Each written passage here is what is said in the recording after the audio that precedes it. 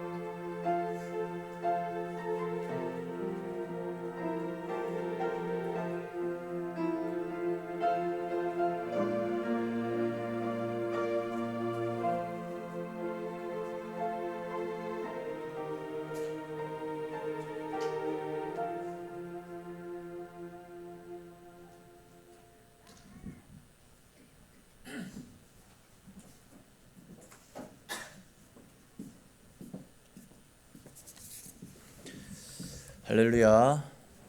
부활의 주님 아침에 예배드리러 나오신 모든 분들을 주님의 이름으로 환영하고 축복합니다. 우리 모두 자리에서 일어나셔서 주기도송 같이 찬송 드리시면서 하나님께 예배드리겠습니다.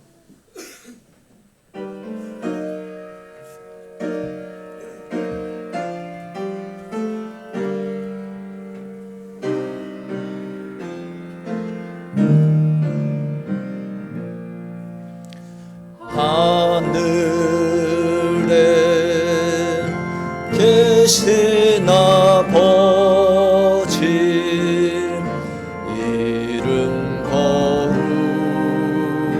거룩하사 주님 나라 임하시고 뜻이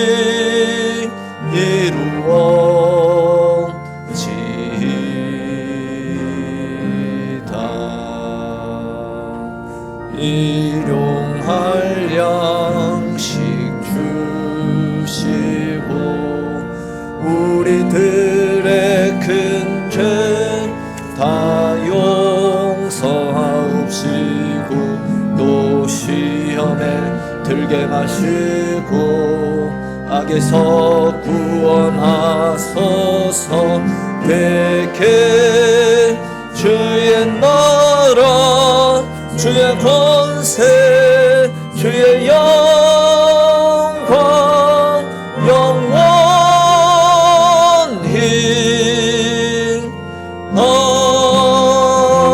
아멘.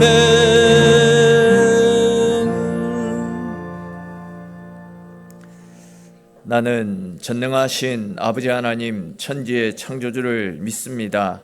나는 그의 유일하신 아들 우리 주 예수 그리스도를 믿습니다. 그는 성령으로 잉태되어 동정녀 마리아에게서 나시고 본디오 빌라도에게 고난을 받아 십자가에 못 박혀 죽으시고 장사된 지 사흘 만에 죽은 자 가운데서 다시 살아나셨으며 하늘에 오르시어 전능하신 아버지 하나님 우편에 앉아 계시다가 거기로부터 살아있는 자와 죽은 자를 심판하러 오십니다. 나는 성령을 믿으며 거룩한 공교회와 성도의 교제와 죄를 용서받는 것과 몸의 부활과 영생을 믿습니다. 아멘. 이 시간 한 주간 우리의 삶을 돌아보면서 우리 속에 있는 연약함들, 우리 속에 있는 죄와 허물들, 또 특별히 고난주간 한 주간을 보내면서 주의 고난에 동참하기보다도 내 욕심과 내 만족과 내 유익을 쫓아 살아왔었던 우리 속에 있는 모든 허물들을 주님 앞에 내려놓고 용서하심의 은혜를 믿으면서 우리 다 같이 참회의 기도 하나님 앞에 드리겠습니다.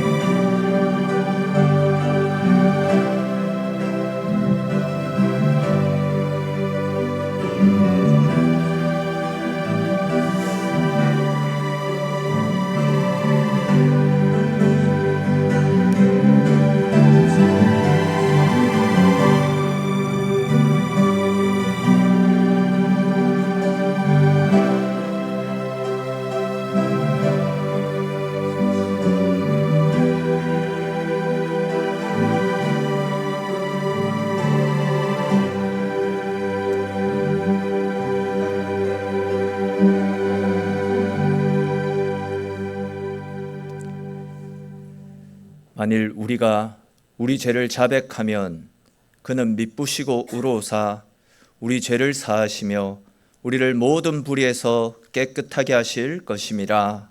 아멘. 모두 자리에 앉아 주십시오. 우리 찬송 같이 드리겠습니다. 찬송가 25장, 우리 찬송가 25장 같이 찬송 드리시고 예배를 위해서 박한길 장로님 기도 인도해 주시겠습니다.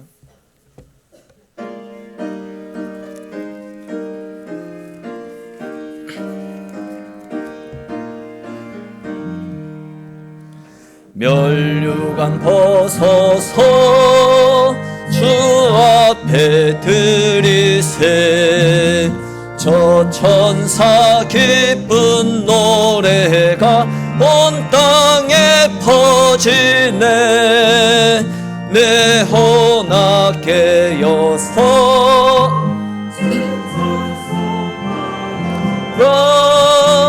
온 백성 죄를 속하신 만왕의 왕일세.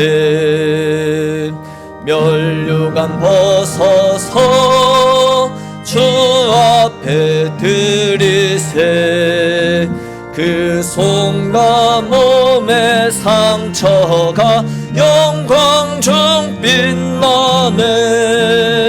하늘의 천사도 그 영광 보고서 고난의 신비 알고자 늘 흠모하도다. 멸류관 벗어서 주 앞에 드리세.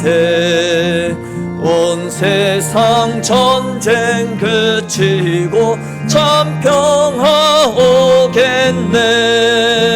주 보좌 앞에서 온 백성 엎드려 그 한량없는 영광을 늘 찬송합니다.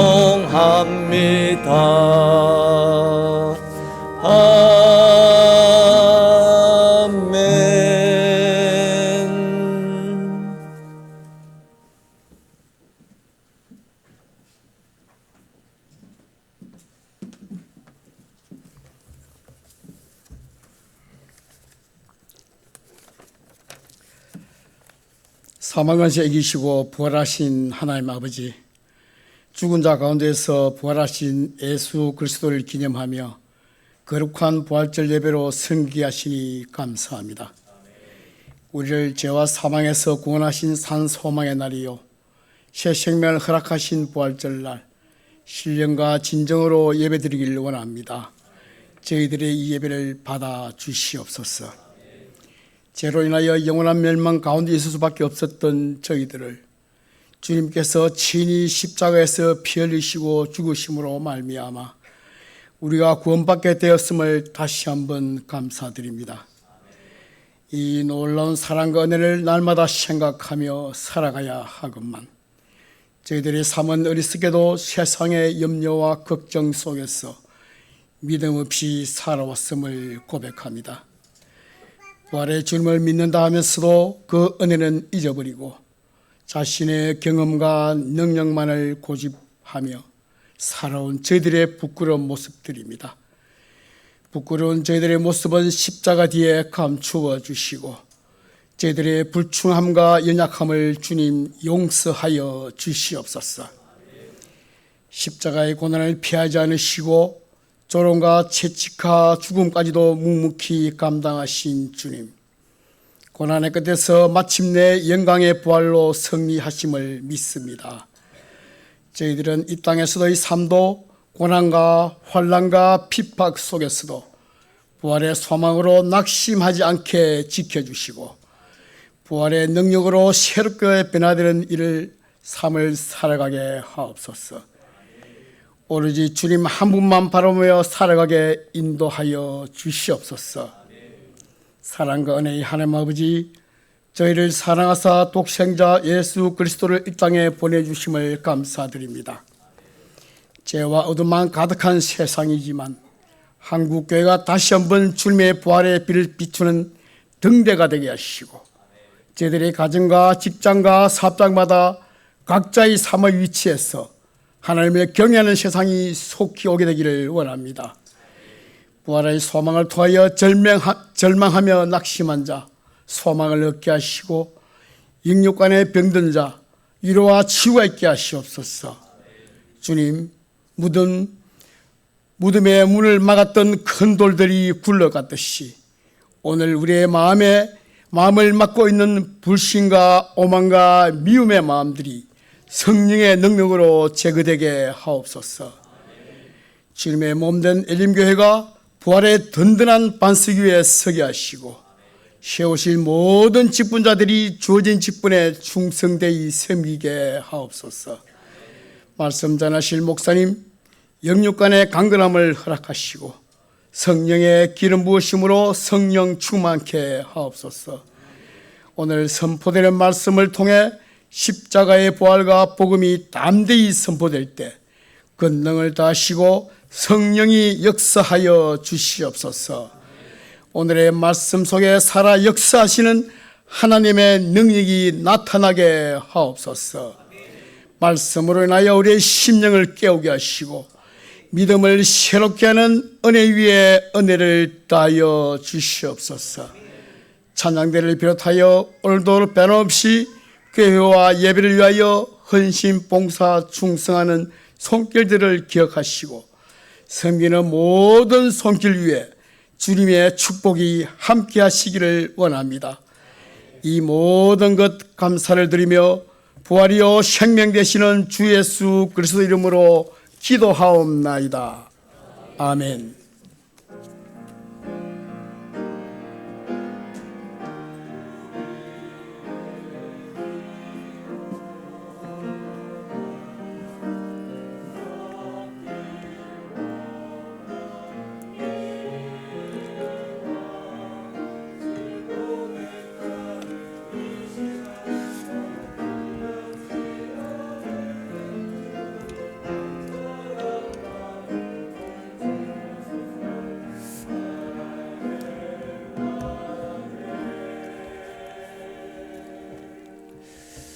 감사합니다. 오늘 주시는 말씀 같이 보겠습니다. 오늘 말씀은 요한복음 20장에 있는 말씀입니다. 요한복음 20장 1절에서 10절까지 말씀입니다. 요한복음 20장 1절에서 10절까지 말씀입니다. 제가 가진 성경으로 신약성경 182페이지에 있습니다. 신약성경 182페이지에 있는 요한복음 20장에 있는 말씀입니다.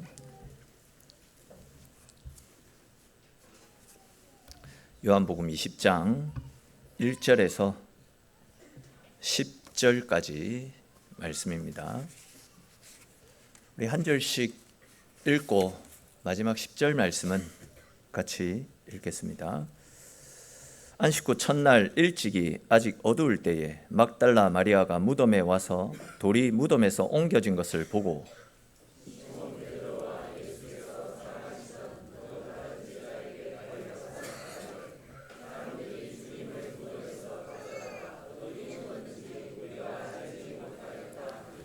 베드로와 그 다른 제자가 나가서 무덤으로 갈새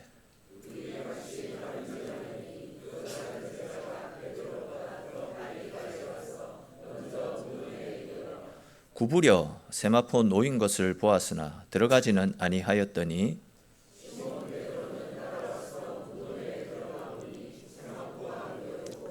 또 머리를 쌌던 수건은 세마포와 함께 놓이지 않고 딴 곳에 쌌던 대로 놓여 있더라.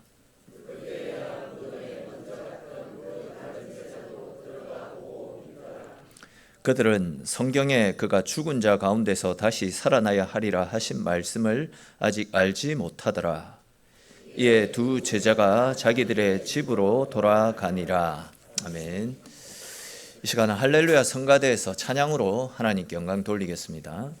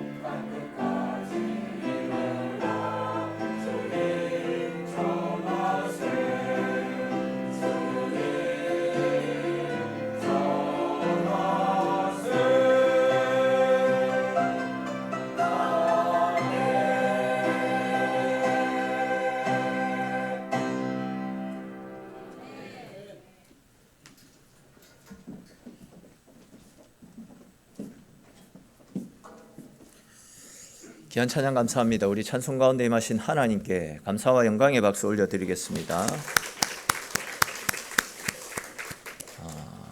우리가 오늘 새벽 기도 시간대에 함께 살펴봤던 것처럼 예수님께서 십자가에 달려 죽으시자 아리마대 사람 요셉이라고 하는 사람이 빌라도에게 찾아가서 예수님의 시신을 가져가도 좋다라는 허락을 받고 예수님의 시신을 수습해 가지 않았습니까? 그리고 또 이제 니고데모라고 하는 사람이 가지고 왔던 침향과 몰약으로 예수님의 시신을 수습한 다음에 한 번도 사용해 보지 않았던 새 무덤에다가 예수님의 시신을 모셨더랬습니다.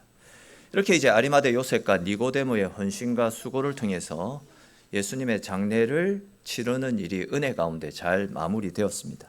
근데 이제 우리가 오늘 살펴볼 말씀에서는 안식일이 끝나고 예수님의 무덤을 찾았던 여인들의 눈에 굳게 닫혀 있어야 되는 무덤의 돌문이 열려져 있었고 또 그 무덤 안에는 예수님의 시신마저도 보이지 않자 크게 당황하는 여인들의 모습과 또 이 여인들로부터 무덤의 문이 열려 있고 예수님의 시신이 보이지 않고 있다라는 소식을 전해 들었던 그 제자들 사이에서 일어난 일들이 기록이 되어져 있습니다.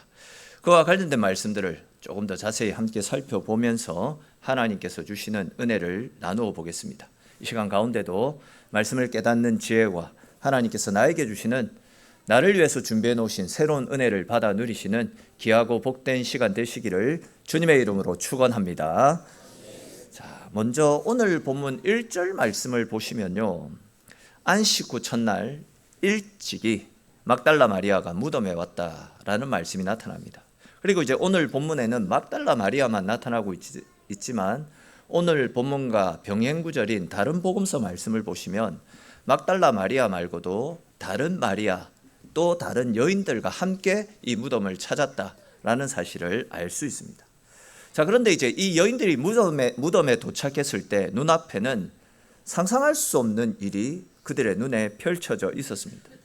그것은 무덤을 가로막고 있던 커다란 돌이 그 무덤에서 굴려져 있었던 겁니다. 이에 그 여인들이 깜짝 놀라가지고 무덤 안으로 급하게 달려 들어가 봤겠죠. 그리고는 이제 그 무덤 안에 고이 누워 계셔야 됐던 예수님의 시신이 보이지 않는 것을 알게 되었습니다. 이 여인들은 도굴꾼들이 예수님의 시신을 훔쳐갔을 것이다, 이런 생각을 했습니다. 왜냐하면 이제 서론에서 말씀을 드렸던 것처럼 예수님이 죽으시자 니고데모가 예수님을 장사 지내기 위해서 가지고 왔던 침향과 몰약, 이 섞은 것이 오늘날 시세로 계산을 하면 대충 40억 원 정도에 이르는 겁니다. 그러니까 이제 거의 40억 원에 가까운 엄청난 액수의 몰향과 침향이 예수님의 장례에 사용이 되어진 겁니다. 이 몰약과 침향이 장례 때 어떤 식으로 사용이 되어졌냐면요. 먼저 이 몰약과 침향을 녹입니다. 그렇게 녹인 다음에는 그 둘을 섞어가지고 시신과 또 시신 위에 입히는 수의 위에 바르게 되면 그것이 시신의 부패를 막고 또 악한 냄새를 제거하는 효과를 가진다라고 합니다. 또 이제 시간이 지나면서 몰약과 침향을 섞은 그 혼합물들이 딱딱하게 굳어지면서 시신을 오랫동안 보관해주는 그런 역할을 하게 됩니다. 아무튼 이렇게 니고데모가 준비한 40억 원 상단의 침향과 몰약으로 예수님의 시신을 잘 수습한 그런 상태였습니다. 근데 여러분, 우리가 한번 생각해 보십시다. 40억 원, 이 말이 40억 원이지 엄청난 액수 아닙니까? 이 40억 원 상단의 엄청난 양의 향료를 니고데모가 구입을 해 갔으니까 그 소문이 여기저기로 퍼져나갔을 것이고 그 소문은 도굴꾼들에게도 분명히 증거되어졌을 것입니다. 이에 이제 도굴꾼들은 예수님의 무덤에 들어가서 예수님의 시신을 훔쳐다가 그 시신에 사용된 침향과 몰약을 다시 수거해서 다시 녹여서 정제해서 사용을 하면 뭐 40억 원은 아니더라도 그 절반이나 아니면 그 반의 반 정도는 남길 수 있으니 도굴꾼들의 입장에서 예수님의 시신은 엄청난 표적이 되었던 것이 사실입니다. 그런 상황이다 보니까 이제 막달라 마리아를 비롯한 이 여인들도 예수님의 시신이 보이지 않는 이 상황에서 분명 이것은 도굴꾼들이 예수님의 시신을 훔쳐갔을 것이다, 그렇게 생각을 했던 겁니다. 그래서 이제 급한 마음에 이 여인들은 베드로와 요한에게로 달려가서 예수님의 시신을 도굴꾼들이 가져간 것 같다라고 전해줍니다. 그 말에 이제 베드로와 요한도 깜짝 놀라서 예수님의 시신을 모셔둔 무덤 안으로 달려가 보니까 어떤 일이 있었습니까? 그때의 상황을 기록하고 있는 오늘 본문 6절과 7절에 기록된 말씀, 우리 같이 한번 읽어보겠습니다. 6절 7절입니다. 시몬 베드로는 따라와서 무덤에 들어가 보니 세마포가 놓였고 또 머리를 쌌던 수건은 세마포와 함께 놓이지 않고 딴 곳에 쌌던 대로 놓여 있더라. 아멘. 베드로가 급하게 예수님이 모셔져 있던 그 무덤 안으로 들어가 보니까 그 안에 예수님의 시신은 보이지 않는데 예수님의 몸을 감쌌던 세마포와 또 머리를 감쌌던 수건은 쌌던 대로 그대로 놓여 있었다, 그렇게 말씀하고 있습니다. 이 말씀을 통해서 우리는 도굴꾼이 예수님의 시신을 가져간 것은 아니다라는 사실을 확인할 수 있습니다. 왜 그렇습니까? 도굴꾼들이 노리는 것은 큰 돈을 벌 수 있는 몰약과 침향인데 그것을 얻으려면 반드시 이 시신을 가져가야 되는 겁니다. 근데 시신을 가져간 것이 아니라 또 세마포와 또 머리, 감싼 수건도 다 같이 가져가서 거기에 묻어있는 침향, 몰약, 또 예수님의 시신에 묻어있는 그런 침향, 몰약을 다 녹여야지 돈이 되는데, 그러니까 시신보다도 이 세마포 옷과 머리를 감쌌던 이 수건, 이것이 더 돈이 되는데 오늘 말씀을 보십시오. 보시면 예수님의 시신을 감쌌던 세마포와 수건은 원래 쌌던 그대로 다 있었다, 이렇게 말씀하고 있습니다. 표현이 좀 그렇지만 도굴꾼들이 돈이 되는 것은 뭐 그냥 그대로 다 그대로 두고 돈도 안 되는 예수님의 시신만 가져갔을 리가 없다라는 겁니다. 그러니까 이제 지금 예수님의 시신은 도굴꾼들이 가지고 간 것이 아니다, 이 사실을 확인할 수 있습니다. 자, 또 하나 이제 생각해 볼 문제가 있습니다. 지금 예수님의 무덤 안에는 예수님의 시신이 보이지 않는 상태이고 누가 뭐 예수님의 시신을 빼갔던 어찌되었든 예수님의 시신, 즉 예수님의 몸을 감싸고 있던 수위에서 예수님의 몸을 빼내려고 하면 어떤 일들을 해야 됩니까? 예를 들어서 우리가 팔이나 다리에 깁스를 풀 때 어떤 식으로 깁스를 풀죠? 그것을 이제 톱으로 자르거나 아니면 뭐 망치로 깨트리잖아요. 그것처럼 이제 예수님께서 입은 세마포 수의에 몰약과 침향을 섞어서 발라 놓았기 때문에 그 세마포 수의도 딱딱하게 굳어 있었을 것입니다. 그렇기 때문에 이제 그것을 깨트리지 않고는 절대 예수님의 시신을 가지고 갈 수 없는 상황입니다. 근데 이제 오늘 본문 6절 7절 말씀해 보시면 예수님의 머리를 싸고 있던 그 수건이 위치만 옮겨져 있었지 몸을 감싸고 있었던 세마포와 함께 머리를 감쌌던 수건이 어떤 상태로 있었다라고 합니까? 쌌던 대로, 감쌌던 그대로 있었다라고 말씀을 하고 있습니다. 다시 말해서 세마포로 감싼 예수님의 시신을 빼내고 나면 예수님의 몸을 감싸고 있던 세마포와 수건이 그냥 맥없이 불썩 주저앉아서 널브러져 있거나 아니면 그 주위에는 깨어진 몰약과 침향의 그 잔재들, 이런 것들이 흐트러져 있어야 되는데 예수님의 몸을 감쌌던 것은 쌌던 그대로 있었다, 이렇게 말씀을 하고 있습니다. 이 말씀이 어떤 것인지 뭐 이해는 되시겠지만 조금 더 실제적으로 제가 보여드리기 위해서 뭘 하나 준비했는데 한번 보시겠습니까?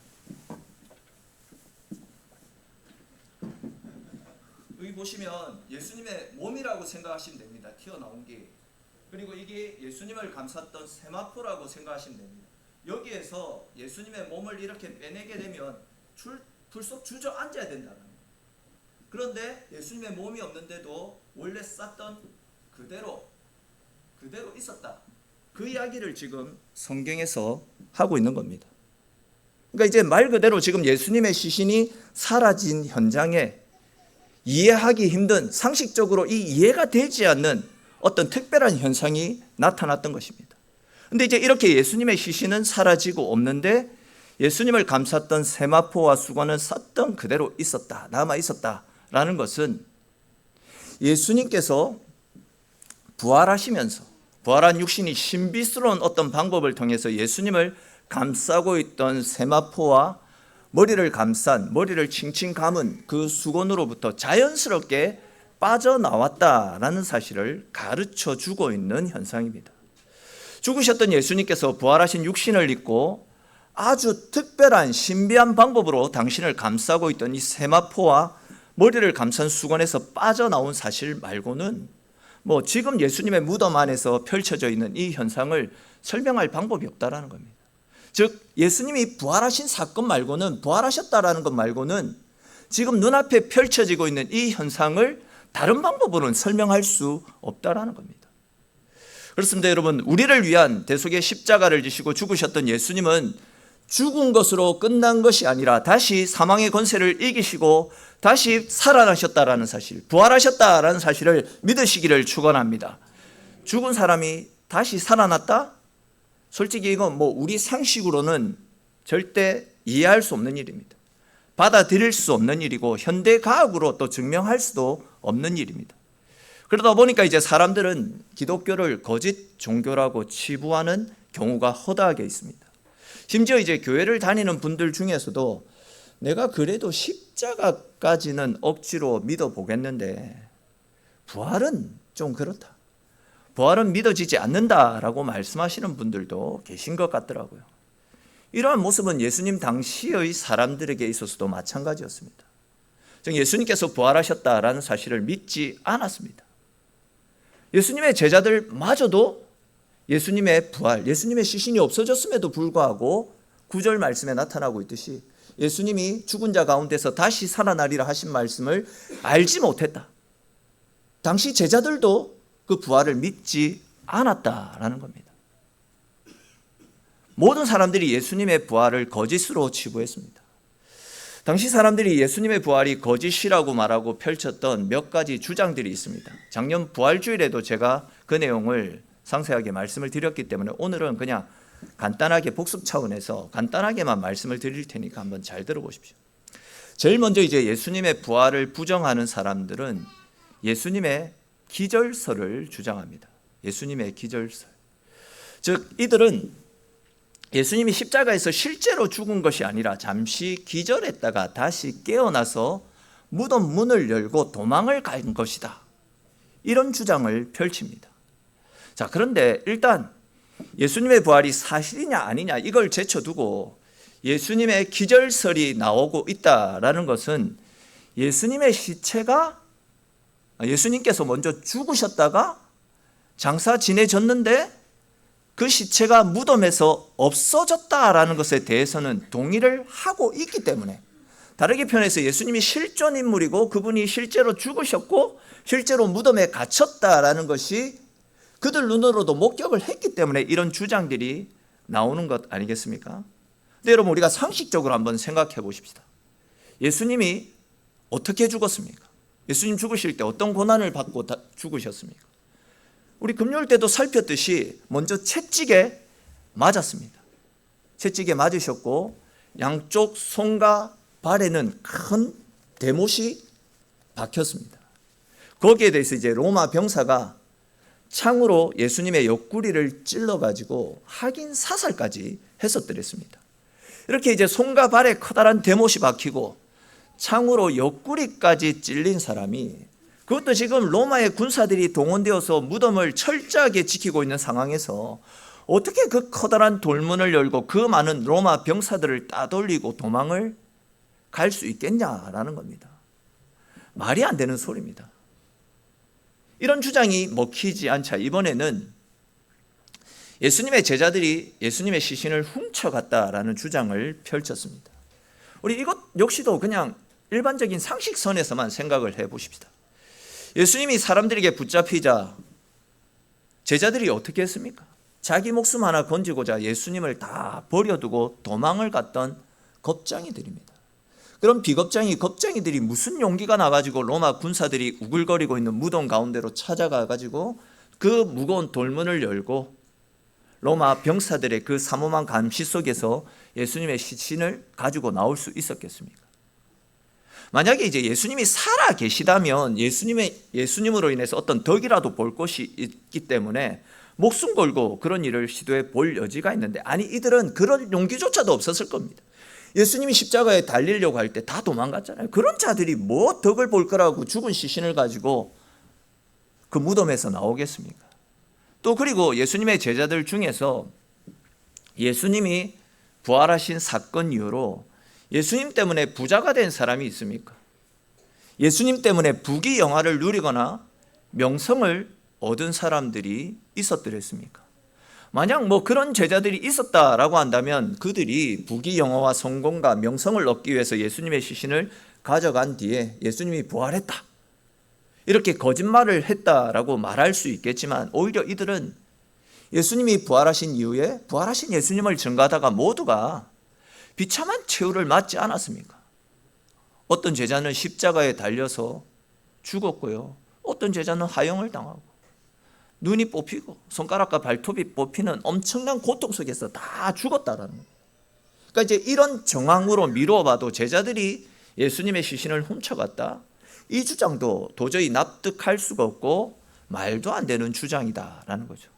아무튼 이렇게 이제 예수님의 제자들이 예수님의 시신을 빼돌려 갔다, 훔쳐갔다, 이런 주장도 말이 안 되니까 이제는 예수님의 제자들이 예수님의 무덤이 아니라 다른 무덤에 잘못 찾아가서 그 무덤이 비어 있는 것을 보고는 예수가 부활했다, 이런 거짓 주장을 펼친다, 이런 주장으로 또 부활을 거짓으로 치부하는 사람들도 있었습니다. 이건 역시도 우리 상식선에서 생각해 보십시다. 근데 여러분, 만약에 그들의 주장대로 제자들이 다른 사람의 무덤에 들어가 가지고 잘못 들어가 가지고 예수님 안 보이네, 진짜 예수님이 부활하셨네 라면서 잘못된 정보를 떠들고 돌아다닌 거라고 한다면, 당시 권력자들은 자기들이 군사들까지 동원해 가지고 무덤을 지키고 있었잖아요. 그들이 굳게 지키고 있었던 그 무덤, 자기들이 진짜라고 주장하는 그 무덤 속에 예수님의 시신을 다른 사람들에게 보여주면서, 봐라 진짜 예수의 시체가 여기 있지 않느냐, 확인해 봐라, 어디 잘못된 데 가가지고 예수가 부활했니 거짓말을 퍼뜨리느냐, 이런 말로 진짜 예수님이 부활하신 것이 아니라면, 진짜 시신이 있다면, 이런 식으로 시신을 보여주면서 제자들이 허무맹랑한 거짓말을 펼치고 있다라고 주장을 펼칠 수도 있었을 것입니다.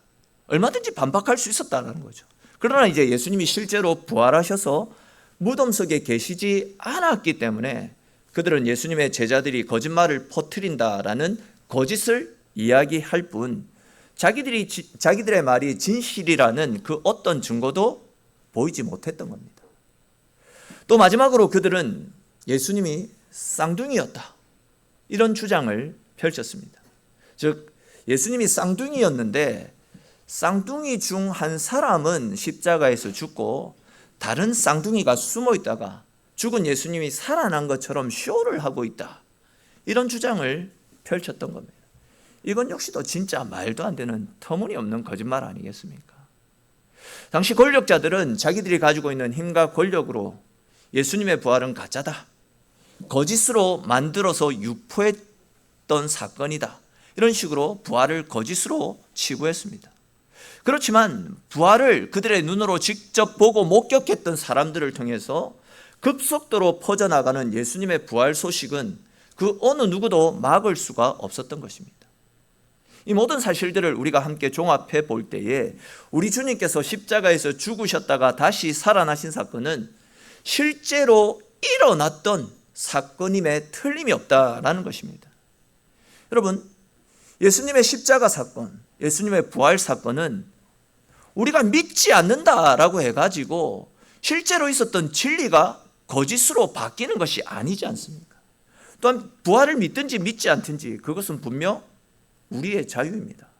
그러나 부활의 첫 열매가 되신 우리 주님을 믿고 그분을 따르는 사람들에게는 주님께서 부활하셨던 것처럼 우리도 훗날 우리 육신도 부활의 기쁨 가운데 참여하게 될 줄로 믿으시기를 축원합니다.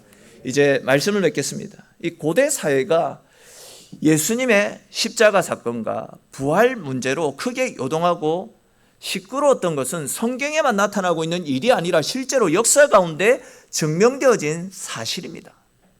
그렇다면 이 말은 예수님께서 실제로 존재하신 분이시다라는 것을 증명해 주는 이야기가 될 것이고, 또한 그분이 십자가를 짊어지고 죽으셨던 일은 실제 사건, 실제로 존재했다라는 이야기입니다. 또한 당시 부활을 부정하던 그 어떤 주장도 예수님의 부활이 거짓이라는 것을 입증하지 못했습니다. 그렇게 힘이 있고 권력이 있는 사람들이 그들의 힘으로, 그들의 외압으로 부활이 거짓이다, 제자들이 꾸며낸 거짓말이다, 아무리 힘으로 그것을 감추려고 해도 진리를 감출 수가 없었던 겁니다. 어둠으로 빛을 감추지 못하잖아요. 어둠이 짙어도 빛이 비치면 그 어둠이 사라지듯이 진리는 절대 거짓으로 덮을 수가 없는 것입니다. 진짜 수많은 사람들이 이 부활 사건을 거짓으로 치부했지만 고린도전서 15장 말씀해 보시면 예수님께서 12제자에게 부활하신 당신을 보여주시고 또 500여 명의 형제들에게도 당신을 보여주셨다라는 말씀이 나타납니다. 즉 예수님의 부활은 단순히 이제 몇몇 어떤 제자들의 착각이나 환상에 의해서 꾸며진 이야기가 아니라 직접 눈으로 보고 직접 그분과 대화하고 함께했던 사람들의 증언을 통해서 실제로 일어났던 사건임을 분명하게 알 수 있다는 겁니다. 제자들도 그렇고 또 이 나머지 500명의 성도들도 그렇고 부활하신 예수님을 증거하면 너희들 다 죽는다라고 권력자들이 그렇게 외압을 주는데 왜 이 사람들이 목숨 걸고 부활하신 예수님을 증거했겠습니까? 실제로 그들의 눈으로 부활하신 예수님을 목격했기 때문에, 예수님이 십자가에서 달리는 것을 봤는데 죽었던 그 사람이 다시 살아난 것을 그들이 직접 보고 목격하고 대화하고 교제했기 때문에 목숨을 걸고 그 외압 속에서도 부활의 증인이 되었던 것 아니겠습니까? 그렇다면 여러분, 우리는 언제까지 내가 보지 못했다라고 해서, 또한 언제까지 내가 믿어지지 않는다라고 해서 사실을 부정하며 믿음을 거부한 채 살아가시렵니까? 근데 여러분, 사실 이 부활의 진리는 단순히 사람의 생각과 사람의 논리로 믿어지는 것이 아닙니다. 성령 하나님께서 우리의 마음을 열어주실 때에 성령의 조명, 성령의 인치심을 통해서 이 사실이 믿으시기를 축원합니다. 아무리 많은 증거가 있어도 성령께서 우리 가운데 깨달음을 주시지 않으면 믿어지지 않습니다. 반대로 성령께서 우리 안에 역사하시면 이 모든 사실이 분명한 진리로 확신 가운데 믿어지게 되는 것입니다. 그러므로 여러분, 내가 보지 못했다 할지라도, 내가 믿어지지 않는다 할지라도 성령께서 내 마음을 열어주셔서 이 모든 사실들을 진리로 받아들이고 더 나아가서 부활하신 주님을 믿는 믿음으로 그분의 말씀에 귀를 기울이며 그분을 따라 믿음 가운데 살아갈 수 있도록 성령의 도우심을 구하며 살아가는 저와 여러분들이 되시기를 바랍니다. 더 나아가서 성령의 도우심으로 부활 사실이 믿어진다면 예수님의 말씀을 내 감정에 따라 선택적으로 받아들이지 마시고 반드시 따라야 되는 진리의 말씀으로 그 말씀을 받으십시오. 즉 내 기준으로 말씀을 판단하지 마시고 말씀 앞에 나를 굴복시키십시오. 편한 길을 붙잡지 말고 옳은 길, 주님이 기뻐하시는 길을 선택하십시오. 보이지 않는다라고 해서 외면하지 마시고 이미 증명되어진 역사의 증거를 통해서 이 진리를 붙들고 믿음으로 결단하며 주님 안에서의 삶을 살아갈 수 있기를 바랍니다. 여러분, 부활이 사실이라면 지금 이 순간도 우리는 진리의 말씀을 붙잡고 말씀대로 살아갈 수 있어야 될 것입니다. 그리하여서 부활을 믿는 그 믿음 위에 내 삶을 분명하게 세워가고 언제나 모든 순간순간마다 주님 안에서 믿음 가운데 살아가며 부활의 소망 속에서 늘 승리하는 저와 여러분들의 인생이 될 수 있기를 주님의 이름으로 축원합니다. 우리 오늘 주신 말씀들을 생각하면서 같이 기도드리겠습니다.